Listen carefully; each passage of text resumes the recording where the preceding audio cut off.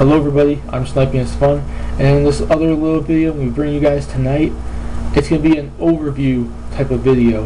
And I originally did this as a picture for for Facebook, for the Operation Rainfall, PLG, and Anime Gaming Society, Anime Gamer Society, as an overview of I was looking back on how previous Nintendo systems, the last 4 generations of Nintendo systems, have ended: the NES, Super Nintendo 64, and GameCube, as a way of what can we expect this year from the Wii. And then the second part of it that I didn't put on Facebook yet as a picture, but I'm going to do as a picture for this video, and then when I'm done with this video I'm going to post that picture to Facebook as well, is a video of how is like a picture and an idea in this video actually of how long was the system after the newest system came out, how long was that previous system supported for, how many years, and what was the kind of like support in games it got, kind of a thing. But I'm going to start off with this the last year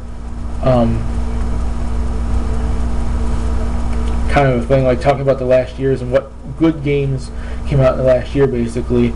And like I said, I put this on Facebook, and I just came up with the idea of like I want to actually do a video based off of this now, so I did.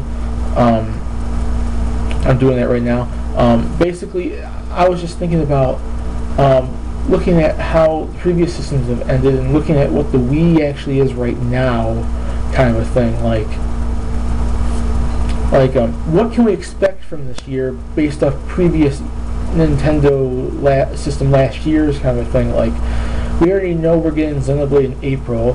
Pokepark's supposed to be coming out in November-ish, at least in Japan, at least based off the trailer it looked like.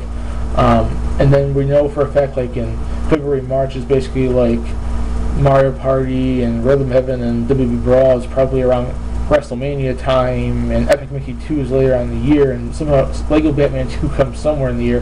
But I want to know, like, and this, I'm wondering just what games are we going to get between Xenoblade and Pokepark 2, between April and November. What Wii games are we going to get? And I want to look back on previous systems, how they ended, what, and like as the title of the picture says, it's like it's the label of the picture, the title of the picture, the headlining title of the picture. It's called Worthwhile to Good Games on the Last Year, and I wanted to see like if I could be able to decide, like determine maybe as a little overview, like a thought, like a process of me thinking kind of thing, like what can we expect between that April to November time span for the Wii. And it's last year, and I'm putting quotations on that because it's the last year of the actual system before Wii U comes out, but it's not supposed to be the last year of the system in general, since it's supposed to be supported after in 2013 and so on.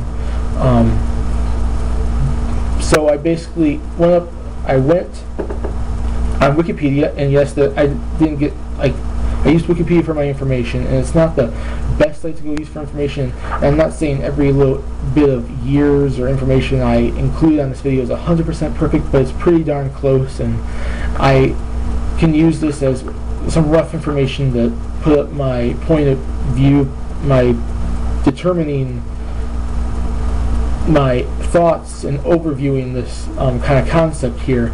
And after actually putting this picture together that you're currently probably still going to be seeing on this the screen at this time,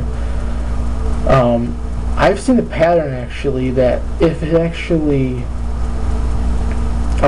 coincides with this pattern that I'm seeing, we're probably going to see more games on the Wii, supposedly, if this does happen to be coming true. But I'm going to get to that when I get to that picture, when I get to that point of the video. But I'm going to start off with the NES.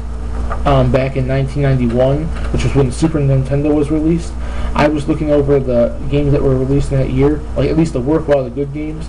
And if you can see on that picture, it obviously has like 10 games listed, but then it says plus more, because there were a lot of games that were released that year. There was like, I couldn't even keep track. It was like 40, 50 games now, all of them. And I didn't grow up in the NES, so don't take my word for every little thing here. I went and looked over videos on YouTube, or and looked up some of these games and looked at them, and that's how I include some of these games here. And also, I know how good some of these games are. I haven't played Tecmo Super Bowl, but I have played the old NES one on Virtual Console.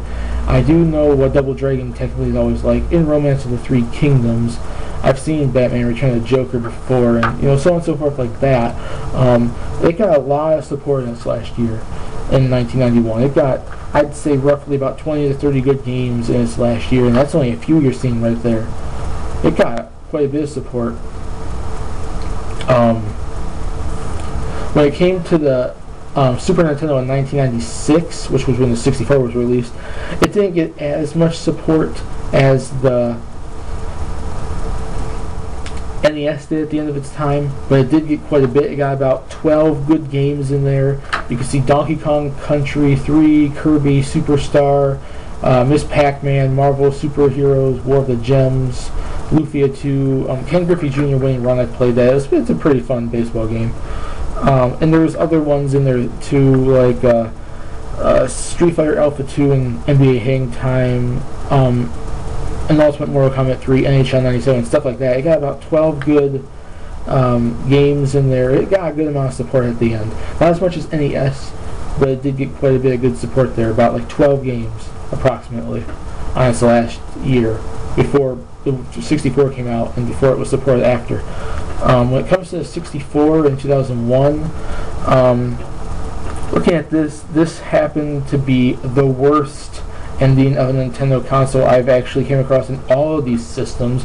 It came up with a maximum of 4 games, and out of those 4 games, only about 2 of them are really, really, really, truly worthwhile, and that's like Conker and a tie between Dr. Mario and Tony Hawk. I put NFL Blitz in there for the football fan, and the fact that I am somewhat a fan of Blitz. I played Blitz games before and enjoyed them, sort of. But overall, the 64 had hardly anything at the end. It was horrible. It was very, very bad ending to a system. The worst Nintendo ending of a system so far. And basically that was it. When it came to the GameCube in 2006, it was an improvement over the 64. It got the likes of Mega Man X Collection, Legend of Zelda Twilight Princess, Bait and Chaos Origins, Lego Star Wars 2, there was One Piece Grand Adventure, Sonic Riders, Odama, Splinter Cell, Double Agent, Tomb Raider Legends, Sonic Riders, FIFA Street 2 kind of a thing. It got quite a bit of support, not as much as, let's say, the NES and Super Nintendo, but a huge improvement over the 64. And now that leaves us with the Wii in 2012, and the only confirmed games we so far know